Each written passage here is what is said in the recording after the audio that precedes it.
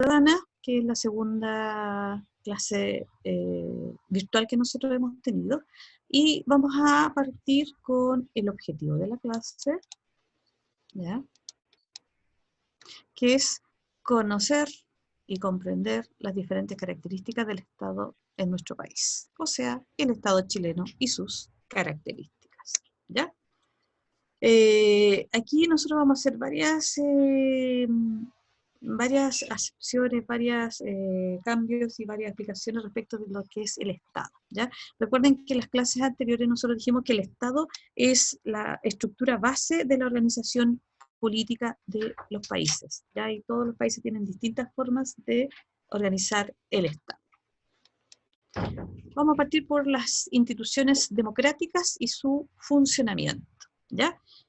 ¿Qué son las instituciones democráticas? ¿De qué hablamos cuando hablamos de instituciones democráticas? Estamos hablando de un conjunto de organismos públicos que permiten el correcto desarrollo de la democracia y la participación ciudadana.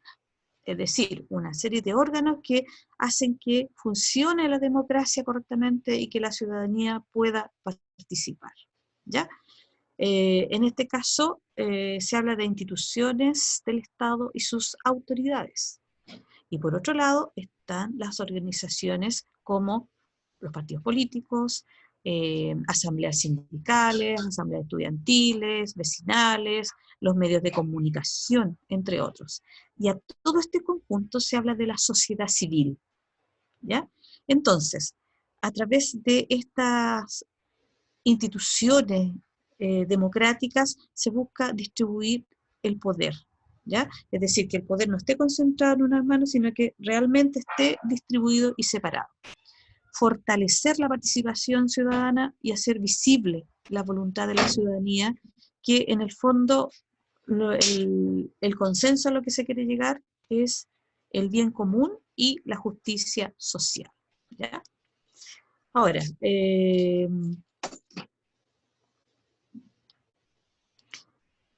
el Estado de Chile tiene distintas funciones y eso se conoce también como poderes del Estado.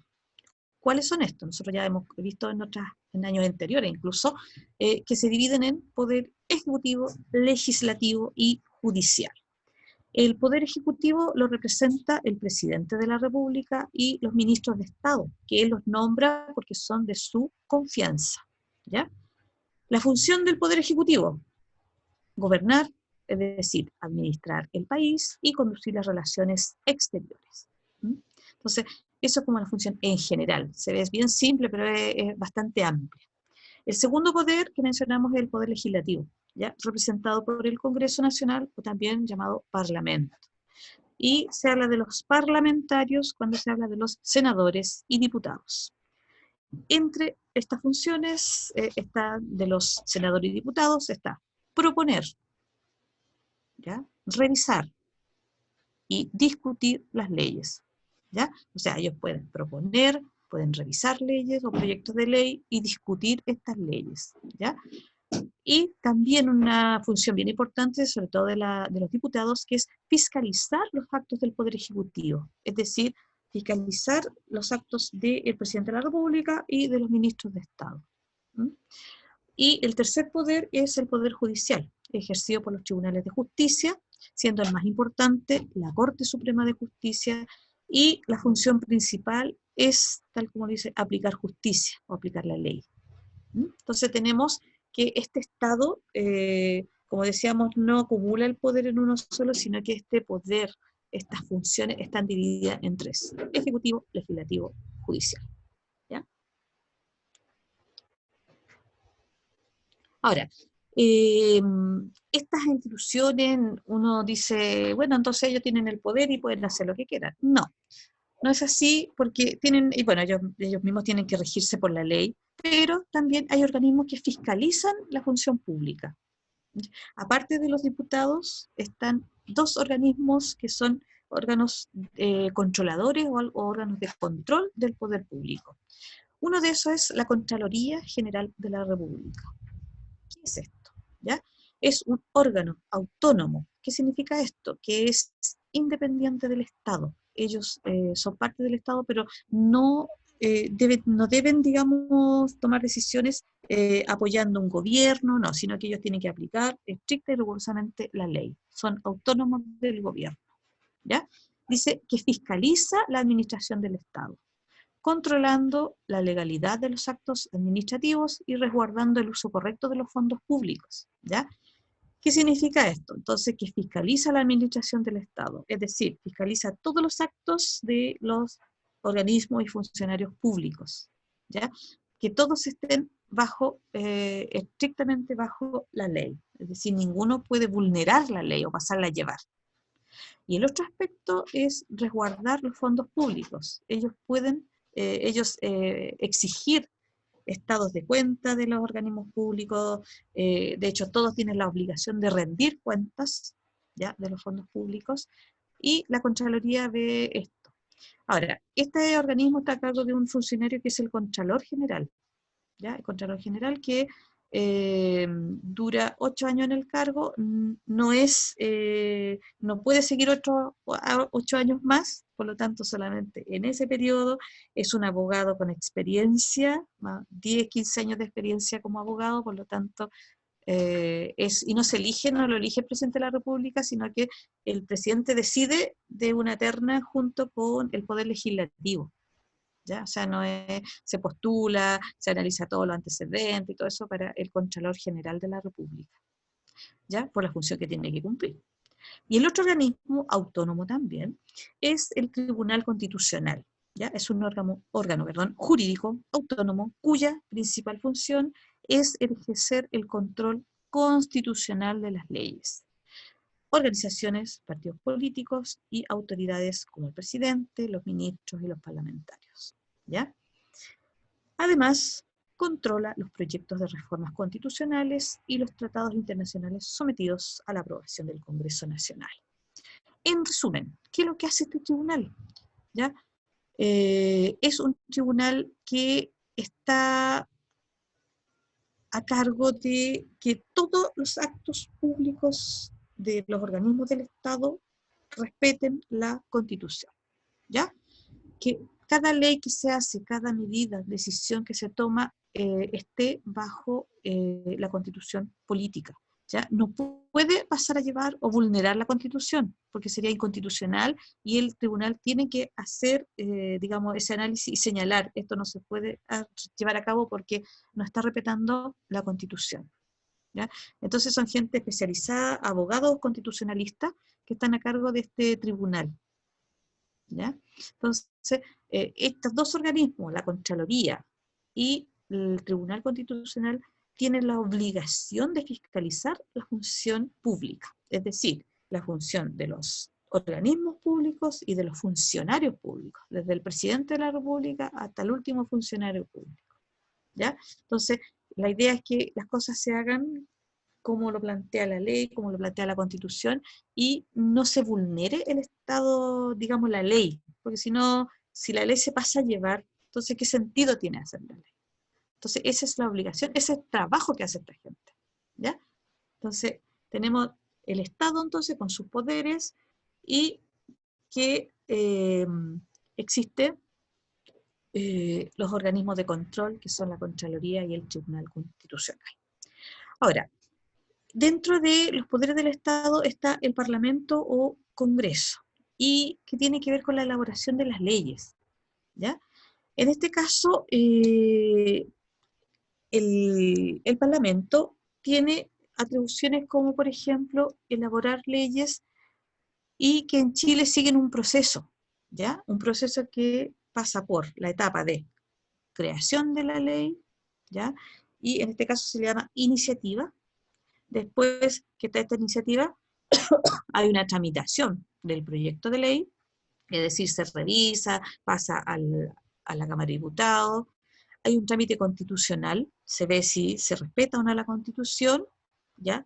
Y una vez que esto ya está más o menos listo, hay vetos y observaciones del presidente, ¿ya? El presidente de la República puede vetar una ley y hacerle observaciones. Lo mismo los parlamentarios, una ley porque el presidente también puede enviar un proyecto de ley al Parlamento, ¿ya? El presidente puede enviar un proyecto de ley al Parlamento y el Parlamento también lo revisa y también puede hacerle observaciones, ¿ya? Ahora, después que se revisan todas esas observaciones y pasa por todo este proceso, se promulga y se publica la ley. ¿Qué significa promulgar? Significa que se declara la existencia de la ley, ¿ya? Legalmente está. Y publicarla se hace en el diario oficial y desde ese momento es obligatoria y se presume conocida. O sea, uno no puede decir nada, yo no sabía que existía esta ley. Se presume conocida porque se supone que todos estamos al tanto de esa ley, ¿ya? O sea, una vez que se publica en el diario oficial, ¿ya?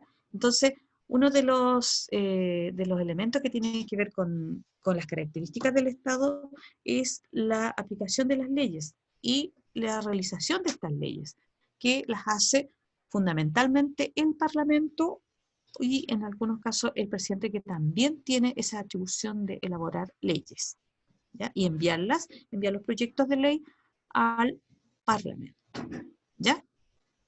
Ahora, nosotros sabemos que el Parlamento tiene ciertas variaciones, han aumentado la cantidad de parlamentarios, se están discutiendo otros cambios que se le quieren hacer para no disminuir la legitimidad de su representación, ¿ya? Ahora, eh, las formas de representación tienen que ver con el tipo de elección que se realiza, ¿ya? Para que las características de un Estado, una de ellas tiene que ser la legitimidad. Y en Chile se aplican distintos sistemas electorales, ¿ya? Existen, por ejemplo, de tipo mayoritario, proporcional y también están los llamados mixtos, ¿ya? En el caso de Chile, por ejemplo, el presidente de la República se elige con un sistema de mayoría absoluta. ¿Qué significa esto? Que dentro de todos los candidatos, para ganar la elección de presidente de la República tiene que obtener mayoría absoluta, ¿ya? ¿Y qué significa esto? Que tiene que obtener más del 50% de los votos, más claro decir, tiene que tener el 51% de los votos, la mitad más uno, ¿ya?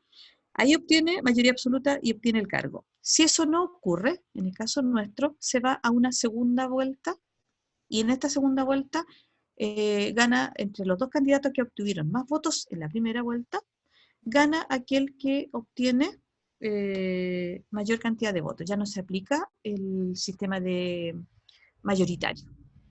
Ahora, las elecciones para los parlamentarios son distintas. Ahí son proporcionales, ¿ya? De hecho, se cambió, antes se llamaba así, se aplicaba, perdón, el sistema binominal y ahora se aplica un sistema proporcional inclusivo. ¿Mm? Ahora, ¿qué tiene que ver esto con el Estado? Bueno, el Estado tiene que ser manejado o administrado por un gobierno. Y este gobierno tiene que tener ojalá en lo posible, una representación importante, ¿ya? Porque si no van a gobernar las minorías, ¿ya? Así que es bien importante esto y acuérdense que los parlamentarios nos representan a nosotros tenemos una democracia representativa, ¿ya? Nosotros no participamos, cada uno de nosotros nos va a gobernar, ¿ya? Porque es imposible, ¿ya? Entonces nosotros elegimos a nuestros representantes y se supone que el poder tiene que estar representado de la mejor manera posible, ¿ya? Ahora, ¿cómo se puede participar? Uno puede participar, puede participar políticamente a través del sufragio, es decir, puede votar o sufragar. Puede ser candidato también, puede ser militante de una organización o un partido político, puede no ser militante, pero sí ser donante o ayudar a que funcione una organización. Puede participar políticamente comunicando su opinión a través de la prensa o a través de las redes sociales, de la manera que corresponda, ¿ya? También puede participar en manifestaciones, a través del uso de las nuevas tecnologías, etcétera, ¿ya? Pero hay distintas formas de participación política, no solamente con el voto, esa es bien importante, yo diría la más importante, con el voto o el sufragio. Pero hay otras formas también que uno puede participar, ¿ya? Por ejemplo, siendo candidato si a alguien le gusta la actividad política y quiere participar y tiene las condiciones como para hacerlo. ¿Mm? Ahora, esta representación tiene que ver también con la legitimidad, ¿ya? Y mientras más gente, más personas puedan participar, más legítima se considera. ¿Ya? Entonces, mire, dice formas de representación y su legitimidad. Una de las condiciones más importantes para que una democracia y sus instituciones sean legítimas es que los representantes sean elegidos por los ciudadanos en elecciones libres y periódicas, o sea, la mayor cantidad de personas y en elecciones libres.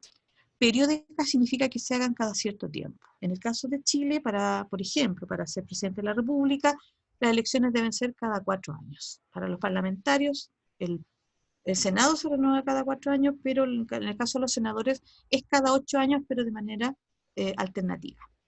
Ahora, para darle al sistema una mayor legitimidad, se amplió la participación y hay varios hitos que es bien importante recordar. El año 49, 1949, se dio el voto femenino y la posibilidad de ser candidatas para las elecciones presidenciales, ¿ya? En la primera elección que participaron las mujeres fue el año 1952, ¿ya? Fue la primera vez que pudieron participar en las elecciones presidenciales. El año 1969 se amplió el derecho a voto a personas ciegas. Antes no podían votar, ¿ya? El año 70 se rebaja la edad para votar de 21 a 18 años. Y además se concede el derecho a voto a los analfabetos, que antes, por su condición de analfabetos, no podían votar. Hay hitos bien importantes. De los últimos, por ejemplo, está que actualmente está vigente para poder sufragar la inscripción automática y el voto voluntario. Y además, mesas de votación mixtas.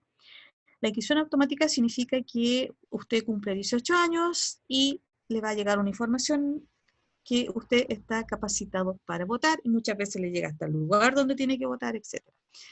Y el voto voluntario, es decir, usted decide si va a votar o no. Ya antes era al revés. Antes del 2012 la inscripción era voluntaria, o sea, uno iba y se inscribía en los registros electorales y el voto era obligatorio. ¿Ya? Pero eso se cambió en 2012 y está vigente hasta ahora porque no se ha hecho ningún cambio. Ahora, las mesas de votación mixta significa que están incluidas en los registros electorales mesas de hombres y mujeres. ¿Ya? Antes del 2012 normalmente están separadas, mesas de mujeres y mesas de hombres. Ahora no, se hacen mixtas y los nuevos participantes, los nuevos ciudadanos, digamos, por decirlo de alguna forma, se van conformando mesas mixtas. No se separan en hombres y mujeres, sino que se van haciendo mesas que participan hombres y mujeres. Otro hito importante de los últimos es que los chilenos en el extranjero pueden votar, pero solo en elecciones presidenciales y en plebiscitos a nivel nacional. ¿Ya? Es decir, pueden participar los extranjeros que viven los chilenos que viven en el extranjero, pero solamente en elecciones que impliquen una decisión general. No pueden participar, por ejemplo, para elegir alcaldes, porque eso es más local y ellos no están viviendo en Chile. Entonces solamente pueden votar en elecciones presidenciales y en plebiscitos nacionales. En las otras elecciones no pueden participar. ¿Ya? Y el 2015 que se cambia, como lo había mencionado antes, el sistema electoral binominal que se aplicaba a los parlamentarios, es decir, senadores y diputados, por uno de carácter proporcional e inclusivo. ¿Ya? Es decir, se trató de fortalecer la representatividad del Congreso Nacional y se le llama inclusivo porque se estableció una ley de cuotas, ¿ya? Que señala que los partidos políticos deberán presentar a las elecciones un mínimo de 40% de candidatas mujeres. ¿Ya? Por eso se habla de un sistema proporcional inclusivo, es decir, por obligación tienen que presentar candidatas, ¿ya? En este caso, para senadoras, para diputados, ¿ya? Que tiene que ver con el sistema binominal que fue eliminado y que se aplica ahora el proporcional inclusivo. Ya, todo esto tiene un fin que es la llamada cohesión, justicia social y bien común, ¿ya? La idea de que el Estado esté integrado no solamente por las grandes instituciones, sino que también por la participación ciudadana. ¿Mm? Nosotros somos también parte del Estado. Y la idea es que todo esto esté unido, cohesionado para un fin único, que es el bien común, ¿ya? Entonces, cuando hablamos de cohesión social, se está hablando del grado de acuerdo e interacción que existe entre los distintos miembros de un grupo, ¿ya? Es decir, pueden haber muchos grupos, muchos partidos políticos, grupos de distintas instancias de protección a los derechos de los animales, grupos que defienden los derechos de los consumidores, etcétera, que deben interactuar y llegar a cohesionarse de tal manera que puedan solucionar los problemas. Es el objetivo, porque uno puede discutir, defender sus derechos, pero también tiene que ser capaz de ceder en algunas cosas y lo que es la capacidad de negociar, ¿ya? Entonces, esa es la idea. La sociedad no la hacen solamente los que están en el poder, la sociedad la hacemos todos, ¿ya? Ahora, este elemento que viene ahora, que es la justicia social, dice, puede entenderse como un reparto equitativo de los bienes públicos, ¿ya? Así como la igualdad de oportunidades para el desarrollo y el progreso individual. Justicia social, entonces, tiene que ver con la equidad, ¿ya? Que todos tengamos el acceso a los derechos, ¿ya? A los bienes públicos, a los derechos, que seamos tratados igual ante la ley, que las oportunidades se nos den a todos y que no haya discriminación por el origen, por el lugar donde vive, etcétera, ¿ya? De eso se habla de justicia social, y que sean favorecidos, ojalá, la mayor parte y no unos pocos. ¿Mm? Y el bien común, que es como el máximo objetivo de un gobierno, una democracia, se refiere a proporcionar el mayor bienestar posible a todos los miembros de la sociedad, ¿ya? Entonces dice, una sociedad más igualitaria y justa tendrá entonces una mayor cohesión social. Y teniendo una mayor cohesión social podremos solucionar los problemas que tenemos, porque nosotros no vivimos en una burbuja. A todos nos afectan los problemas. Alguno puede decir, no, a mí no me interesa, esto es pura política. No, es la realidad, ¿ya? Y nosotros lo estamos viendo ahora. ¿Sí? Es lo que está sucediendo. Entonces, vamos a ir a una información de cierre antes de cerrar.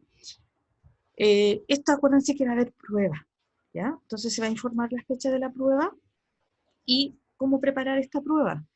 Leer y revisar el cuaderno con lo que nosotros alcanzamos a ver en las clases presenciales, revisar las guías desarrolladas y las clases virtuales. ¿Mm?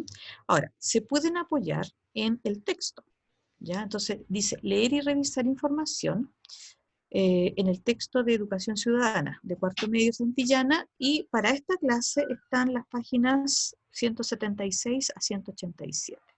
Ahora, si usted no tiene el texto, puede retirarlo en el colegio, su apoderado o un adulto responsable autorizado por su apoderado, no ustedes.